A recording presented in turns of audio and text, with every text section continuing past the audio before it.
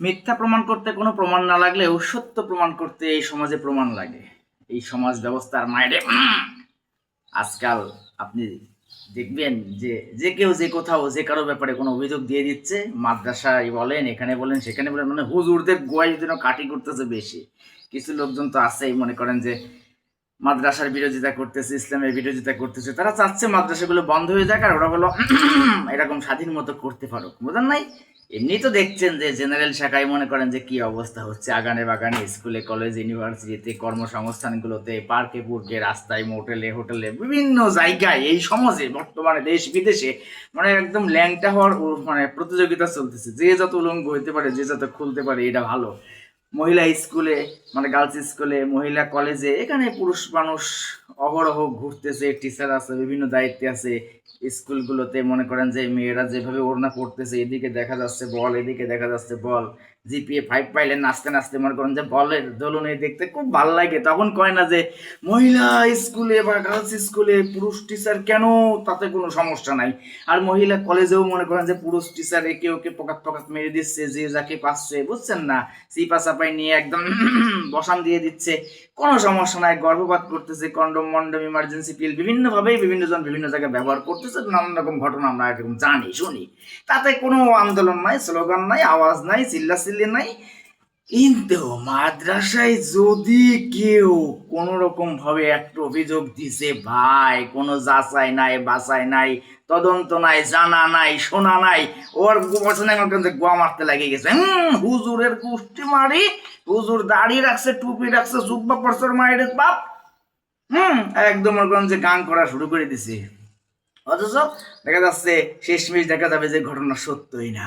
আন্দাজ হয়েছে কিছু মানুষ আছে না, সারা জীবন তো মাদ্রাসার বিরোধিতাই করতেছে, চাচ্ছে একটা দল, কিছু মানুষ, কিছু গোষ্ঠী যে মাদ্রাসাগুলোর বয় কাটি মারে এগুলো বন্ধ করে ওদের করতে সুবিধা হোক, বুঝেন না? কারণ ওদের তো স্বাধীনতা নাই। যারা নষ্ট, যারা 12 ভাতারে, যারা খানকি, যারা লুচ্চা, যারা মাগিবাজ, যারা শয়তান, যারা দুর্নীতিবাজ, সুদখোর, ঘুষখোর, আজান মকুজান মজাত কুজাত, তারা তো চায় যে দিনের কথা কইস না ভাই। দেখেন না মসজিদে মানে হুজুররা যদি সুদ ঘুষের বিরুদ্ধে কথা কয়, ওই হুজুরের চাকরি নাই, বুঝেন নাই? মানে যারা সুবিধাবাদ, কায়দা করে ফায়দা লুটে অন্যদের পুটকি মারে, তাদের বিরুদ্ধে কোনো কথা বললেই মনে করেন যে ঝামেলা। অনেক বউরাও আছে দেখবেন যে মানে খুলে মিলে চলতে পছন্দ করে, দুধ গুদ বের করে চলবে। তার স্বামী যদি মানে শৃঙ্খলার সীমানা আঁকে, তাহলে সেটা শিকলবন্দি জীবন মনে করে ওর পুটকি মেরে মনে করেন চলে যায়, উল্টো আরো দোষারোপ করে আমার স্বামী ভালো না, আমার স্বামী টক্সিক, আমাকে কন্ট্রোল করতে চায়, আমাকে এই দেয় না, সেই দেয় না, এই বলে সেই বলে, নানান রকম ভাবে নিজেদের একটা শিক্ষার ব্যানারে অন্যের ত্রুটিকে খুঁটি করে সবে মিলে জুটি বেঁধে একজনকে বাস দেয়, বুঝলেন না? এইটাই হচ্ছে আর কি। হ্যাঁ, তো আমাদের এই সমাজে দুর্ভাগ্যবশত এই লেবাসধারী হুজুর টাইপের মানুষটাই কিছু আছে যারা তদন্ত করে না। একটা আপনারই জাতি ভাই, ভাই মাদ্রাসার টিচার, উনি হুজুর, উনি মুফতি, উনি মুহাদ্দিস, উনি কারি, উনি মাওলানা, উনি ইসলামের দিন প্রচার করতেছে, দিনই কথা বলতেছে, কোরআন শিখাচ্ছে, যাই মনে করেন যে একজন কেউ একটু ওনার বিরুদ্ধে কইছে কথা, এই গুয়ায় কাটি মারা শুরু করেছে। তাই তো বলি, এই তো লেবাস দেখলেই মানুষ হয় না, দাঁড়িয়ে রাখলেই মানুষ হয় না, জুব্বা পড়লে মানুষ হয় না, মানে এই ওরাই মনে করেন যে কাটি করা করে শুরু করে। এছাড়া তো ওয়াজের মঞ্চে দেখেনি মনে করেন যে একজন আর একজনের কে কত কাটি করতে পারে, এগুলো তো প্রচলন আছে। মনে করেন যে আমাদের জেনারেল জায়গা থেকে ওয়াজে মানে এই ওদের ভেতরে আরো বেশি মনে করেন কাটি করা করে চলে। মানে আমি আমার আব্বা আর কাছ থেকে, আল্লাহ থেকে শান্তিতে রাখুন, আব্বার কাছ থেকে একটা উদাহরণ শুনছিলাম। হ্যাঁ, এখন দুই হুজুরকে মনে করেন ডাকছে, একটা মানুষ দাওয়াত দিচ্ছে বাড়িতে দুপুরবেলা খাইতে। তো খাইতে গিয়ে এখন একজন গোসল করতে গেছে হুজুর। তো গোসল করতে গিয়ে ওই হুজুরকে জিজ্ঞেস করছে যে হুজুর আপনি বড় হুজুর না উনি বড় হুজুর? আরে ধুর, ও তো একটা ছাগল, ও কিছু জানে নাকি, এই সেই এগুলো কইছে। আচ্ছা, তারপরে আবার উনি আসছে, এবার উনি আবার গোসল করতে গেছে। এবার ওনারা জিজ্ঞেস করছে যে হুজুর আপনি বড় হুজুর না উনি বড় হুজুর? উনি কইছে আরে ধুর, ও তো একটা গরু, কিছুই জানে না, এই সেই ইত্যাদি। আমি বড় হুজুর, মানে দুজন দুজনের নিজের প্রশংসা করছে। পরবর্তীতে এখন ওই লোক ওই ছাগলের কিছু খাবার এক পাত্রে নিয়েছে, গরুর কিছু খাবার এক পাত্রে নিয়েছে, নিয়ে দুইজনের গোসল টোসল হয়ে গেছে, দুইজনে এক পাশাপাশি বসছেন, ওই খাবার দিচ্ছে সামনে। দুজন তো চেকটা গেছে, কিরে কি কাহিনী, আমাকে ডেকে নিয়ে এসে তুই অপমান করতেছিস, এরকম ঘাস পাতা লতা পাতা দিচ্ছিস? তো বলছেন না না হুজুর ঠিকই তো আছে, আপনারা জিজ্ঞেস করলাম আপনি বললেন ও গরু, আপনারা জিজ্ঞেস করলাম আপনি বললেন ও ছাগল, এই জন্য তো গরু আর ছাগলের মানে খাবার দিছি। তো গল্পটা এটা সমাজের বাস্তবতা, এটা বহু আগে থেকেই। হ্যাঁ, তো আমরা আমাদের মধ্যেই যদি মনে করেন যে কাটি করা করি পকাত পকাত করি, একজন আর একজনকে গুতাগুতি করি, হ্যাঁ, তাইলে তো মনে করেন যে বড় সমস্যা রে দাদা। যে কোনো ঘটনায় আমরা রটনা শুনি বা ঘটনা দেখি, এই প্রতিটা ঘটনা এবং রটনার পেছনে আরো রটনা থাকে। সেইগুলো ভালো মন্দ দুইটারই সত্যতা লাগবে, প্রমাণ লাগবে। আপনি একটা মিথ্যা কথা বললেন, সেটার ব্যাপারে কোনো প্রমাণ ছাড়াই আপনি অপপ্রচার চালাই গেলেন, আপনি ওইটা নিয়ে মাতামাতি শুরু করলেন, কোনো প্রমাণ চাইলেন না, লিঙ্ক চাইলেন না, সোর্স চাইলেন না, সত্যতা চাইলেন না। আর যখনই বলা হলো এটা হলো সত্য না, ওটা মিথ্যা খবর, অপবাদ দেওয়া হয়েছে বা অপপ্রচার করা হয়েছে, তখন বলছে আপনি যেটা মিথ্যা বলছেন সেটার প্রমাণ কি?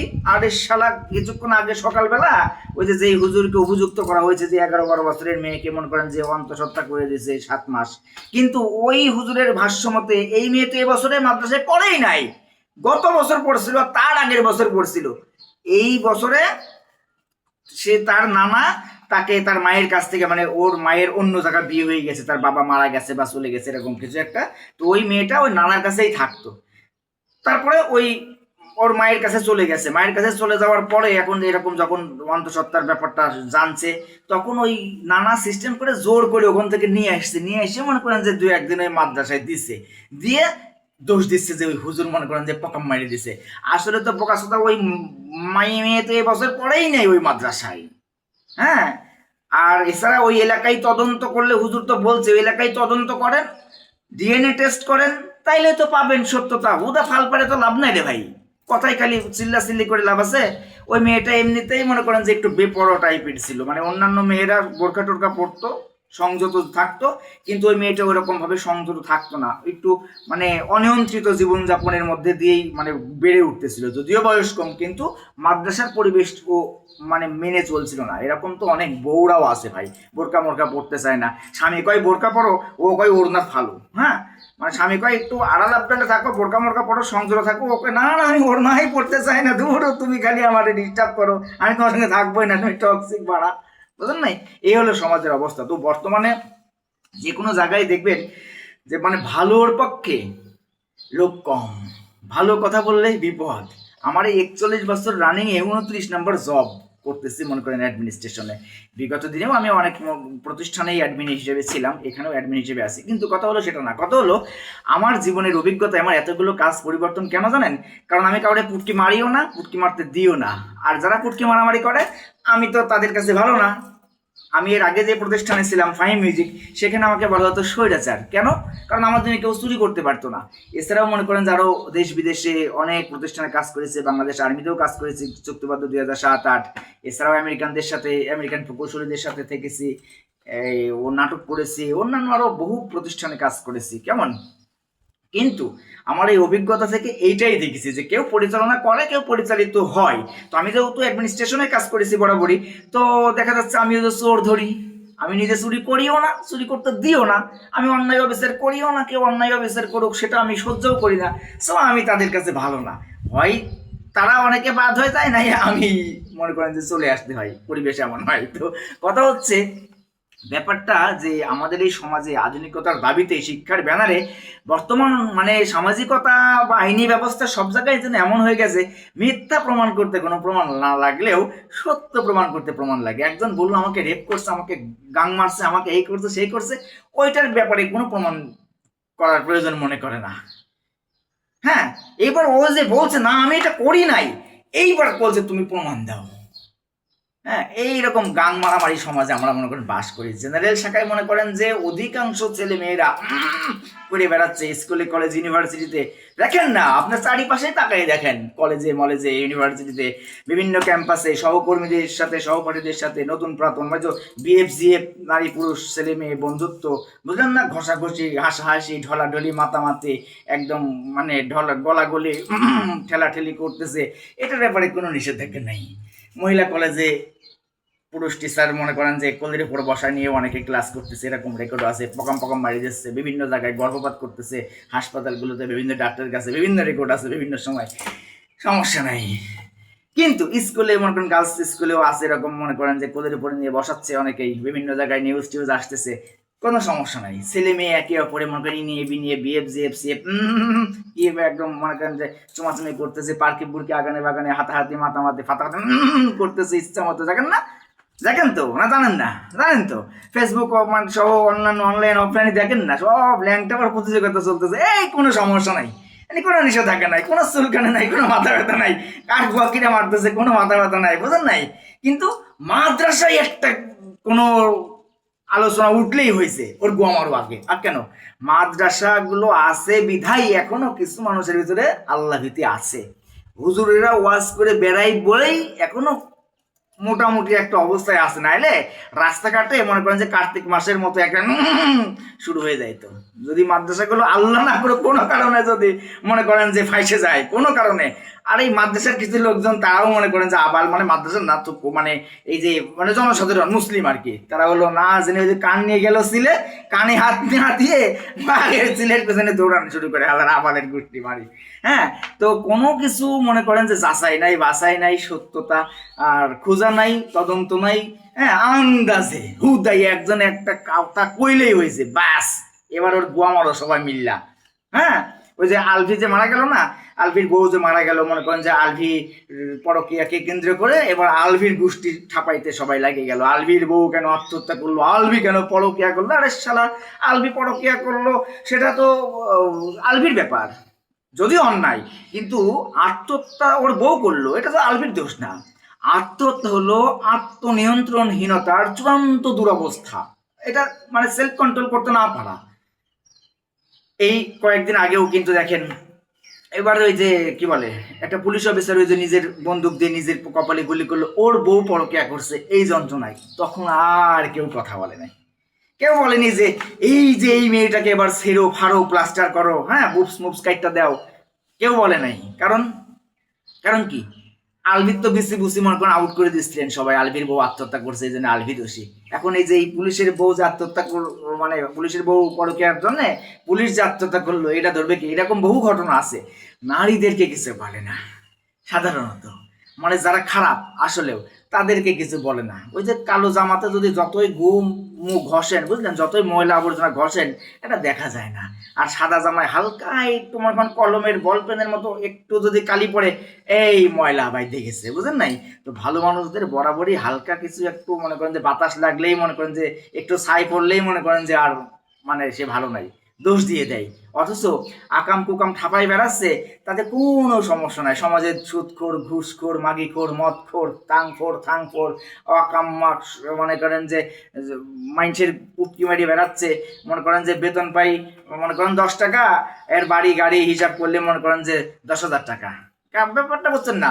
ওর বেতন এসছে, ওর মনে করেন মাসিক খরচের খাতে আরো অনেক বেশি, কয়েক ডাবল।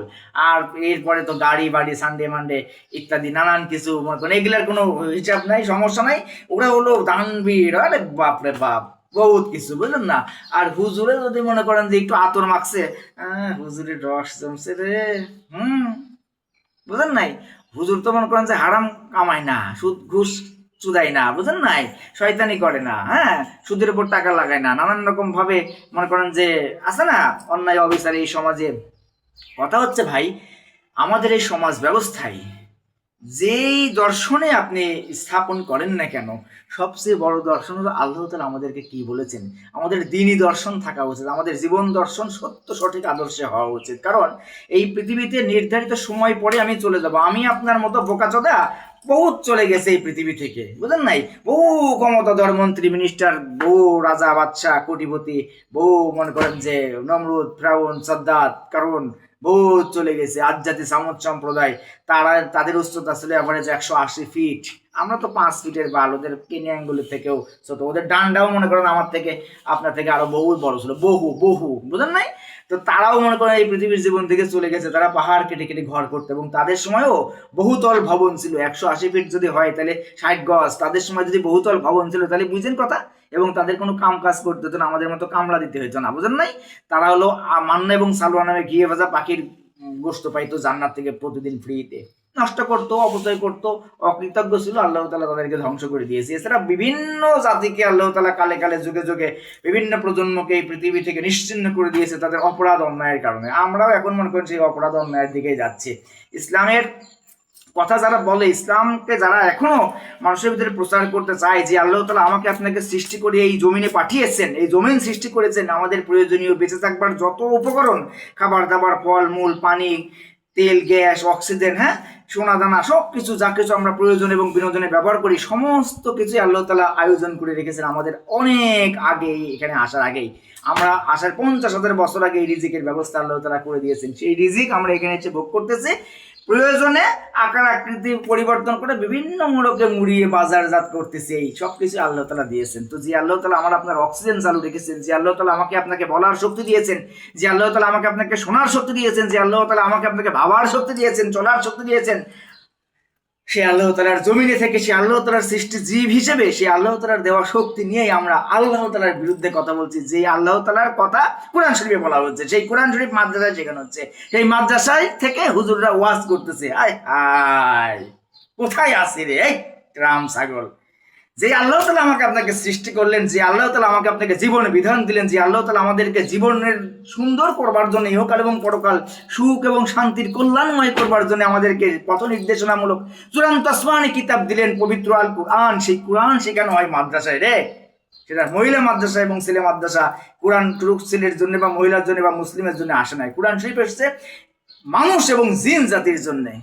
অথচ আমরা এটা নিয়ে মনে করেন যে বন্ধ করো, ছন্দ করো, এই করো, সেই করো। আরে ভাই, তোর বাড়িতে যদি আমি যাই, তোর বাড়িতে গিয়ে যদি তোর বোর ঘরে ঢুকে যাই, তাহলে তুই পছন্দ করবি না। তোর মার ঘরে যদি ঢুকে যাই তুই পছন্দ করবি না। তোর ঘরে যদি ফকাত করে ঢুকে যাই তুই পছন্দ করবি না। তুই বলবি কি ভাই ওখানে ড্রয়িং রুমে ভয়, তুই এখানে বসবি, এই পর্যন্ত আসতে পারবি, এই ঘরে যাইতে পারবি না, এই ঘরে শুইতে পারবি না। নিয়ম আছে না ভাই? আপনি যদি আমার রুমে আসেন, আমার ঘরে আসেন, একই অবস্থা, একই নিয়ম। আমি যদি আপনার কোম্পানিতে চাকরি করি, ওখানেও কিছু নিয়ম নীতি আছে। আপনি যদি আমার কোম্পানিতে চাকরি করেন, এখানেও কিছু নিয়ম নীতি আছে। এই পৃথিবীতে বিভিন্ন দেশে বিভিন্ন জন বিভিন্ন জায়গায় নাগরিক হিসেবে অবস্থান করতে হলে সেই দেশের একটা নাগরিকত্ব, একটা মানে সংবিধান আছে নাগরিক হিসেবে, তাই নয় কি? সেই সংবিধান বহির্ভূত কিছু করা যাবে না, তাহলে শাস্তি আছে। তাইলে সব জায়গায় যদি নিয়ম থাকে, সব জায়গায় যদি কাহিনী থাকে, হ্যাঁ, আপনার গাড়িতে যদি আমি উঠি তাহলে দরজাটা ফকাম করে লাগানো যাবে না, ঠাস করে লাগানো যাবে না, এইটা একটা নিয়ম আছে। ভাই আপনি এত ধরে দরজাটা লাগাইলেন, সব জায়গায় যদি নিয়ম নীতি থাকে ভাই, তাইলে যে আল্লাহ তাআলা আমাকে আপনাকে সৃষ্টি করলেন, যে আল্লাহ তাআলা আমাকে আপনাকে সুযোগ দিয়েছেন বেঁচে থাকবার, এই সাময়িক পরীক্ষা কেন্দ্রে আমাকে পাঠিয়েছেন, আমাদেরকে জীবন যেন আমরা সুন্দর করতে পারি এবং পরকালের জন্য কিছু রোজগার করতে পারি, আমার অক্সিজেন চালু রেখেছেন, সব কিছু আল্লাহ তাআলা দিচ্ছেন। সেই আল্লাহ তাআলার বিরুদ্ধে আমি চলে গেলাম, সি সি সি, অকৃতজ্ঞ, যার নামে বইরা দিব একদম, ঠিক আছে? আমরা তো মানে বহু দেখেছি যে যারা মনে করেন যে বেঁচে থাকা কালে মন্ত্রী মিনিস্টার বড় বড় চেয়ারে কোরআনের বিরুদ্ধে কথা বলছে, মাদ্রাসার বিরুদ্ধে কথা বলছে, আল্লাহর বিরুদ্ধে কথা বলছে, রাসূলের বিরুদ্ধে কথা বলছে, উল্টা পাল্টা আলোচনা সমালোচনা ছড়াইছে, বুঝলেন না? মরার আগে তারা মনে করেন যে নিজের হাগু করে নিজের গু নিজে খাইয়ে মরছে, এরকম বহু রেকর্ড আছে, বুঝলেন নাই? এছাড়া তো মানব অন্যভাবে নানানভাবে হয়েছেই। কিন্তু কথা হচ্ছে এই যে জীবিতকালীন সময়ে সুস্থকালীন অবস্থায় আমরা হলো বুঝি না এগুলা। যতক্ষণ শক্তি থাকে মানে বিপদে পড়লে আল্লাহ, আর বিপদ কেটে গেলে পাল্লা। যখন আমাদের বিপদ থাকে না তখন আমরা পাল্লা দিই, আমরা মনে করি এই করি না সেই করি না, আমরা বহুত বাল শিখতে পারি, বুঝলেন না? কিন্তু যখনই বিপদে পড়ে যাই, সূর্যের তাপ যখন বেড়ে যায়, অতিবৃষ্টি যখন হয়, এই যে কয়েকদিন আগে মনে করেন যে বৃষ্টিতে প্রচুর শিলাবৃষ্টি হলো না, শিলাবৃষ্টিতে মনে করেন বিভিন্ন জায়গায় বিভিন্ন রকম ক্ষয়ক্ষতি হয়েছে, তখন হয় হাই উদাস করতেছে, আল্লাহ আল্লাহ করতেছে। কিন্তু তার আগে আল্লাহকে ডাকে নাই, আল্লাহ তাআলার বিধান মানে নাই। বিভিন্ন জায়গায় দেখেন আগ্নেয়গিরি, দাবানল, ঝড় ঝাপটা, প্রাকৃতিক দুর্যোগ, নানানভাবেই মনে করেন যে বন্যা, বিভিন্নভাবে সাইক্লোন, আমাদেরকে রোগ শোক বালা মুসিবত দিয়ে আল্লাহ তাআলা আমাদেরকে কি সতর্ক করছেন বারংবার বারংবার বারংবার, ভূমিকম্প, এটা সেটা ইত্যাদি সবকিছু দিয়েই সতর্ক করছেন, তোরা ফিরে আয়, আল্লাহর পথে ফিরে আয়। আল্লাহ তাআলা তো পবিত্র কোরআনে বলেই দিয়েছেন, জলে ও স্থলে যত বিপর্যয় সবই তোমাদের হাতের কামাই। জলে ওই স্থলে যত বিপর্যয় সবই তোমাদের হাতের কামাই। তো আমাদের যেমন কর্ম তেমন ফল আমরা পাই। আমাদের ভুলের কারণে জীবনটা কঠিন মনে হয়, কিন্তু প্রকৃত অর্থে জীবন সহজ, সুন্দর এবং উপভোগ্য। আমরা নিজেরাই এটাকে কঠিন করে তুলি সময়ের সাথে, জীবনে ধর্মীয় জ্ঞান না থাকার কারণে। বিভিন্ন জায়গায় দেখেন না, দেশে বিদেশে নামি দামি স্কুল কলেজ ইউনিভার্সিটি থেকে প্রাপ্ত সনদ দিয়ে মনে করেন চাকরি বাকরি করছে, ব্যবসা বাণিজ্য করছে, একজন আরেকজন ফুটকি মারি খাচ্ছে, মনে করেন লুটপাট করে খাচ্ছে, নাম যশ খ্যাতির পিছনে ঘুরতেছে, ল্যাংটা হয়ে মনে করেন যে মুকুট দিয়ে আসতেছে, বুঝলেন না, বেগুন শশা মূলা ভৈরা মনে করেন নানান রকম ভাবে পুরস্কার জিততেছে। হ্যাঁ, 100 জনের কাছে শুয়ে মনে করেন যে নির্বাচন মানে মনোনীত হচ্ছে বা এই সেই অভিনয়ে চান্স পাচ্ছে, এখানে সেখানে টাকা পয়সা কামাই করতেছে, মনে করেন যে দেহ বেচা দেহ মানে মাল কামাচ্ছে, মানে গর্ত বেচছে অর্থ কামাচ্ছে আর কি, নানান রকম ভাবেই ফোন থেকে আটতেছে, বুঝলেন না। কিন্তু পরকালীন জীবনে যে এগুলো কিছুই আমরা নিয়ে যাইতে পারবো না বা তারাও নিয়ে যাইতে পারবে না, এই কথাটাই মারা বুঝতেছে না মানুষ। খালি এখানে নাম যশ খ্যাতি অর্থ করি শক্তি সমর্থ দেখাইতে গিয়ে নিজের ফুটকি নিজে মারতেছে, বুঝলেন নাই। এখানে যদি আমি সুদ ঘুষ খাই, চুরি চিটারি মাগিবাজি করি, শয়তানি করি, অন্যায় অবিচার করি, তাহলে আমি তো মনে করেন যে আমার নিজেকে আমি জাহান্নামের জন্য প্রস্তুত করতেছি। আমি এখানে যেমন কাজ করতেছি তেমনই তো আমার এই অডিও ভিডিও রেকর্ড হচ্ছে কিন্তু আল্লাহ তাআলার কাছেও, জমিন টু আসমান লাইভে আছি। ভালো থাকি ভালো রাখি করুন, তো এরকমও বলেছি। তো আমরা যতটুকু সময় আছে খুব চিন্তা ভাবনা করে চলি, ভালো থাকি ভালো রাখি। MZN love and life motivation club করতে আমি কনসার্ট জ্যাক ডেনবার বিদায় নিচ্ছি। আল্লাহ হাফেজ।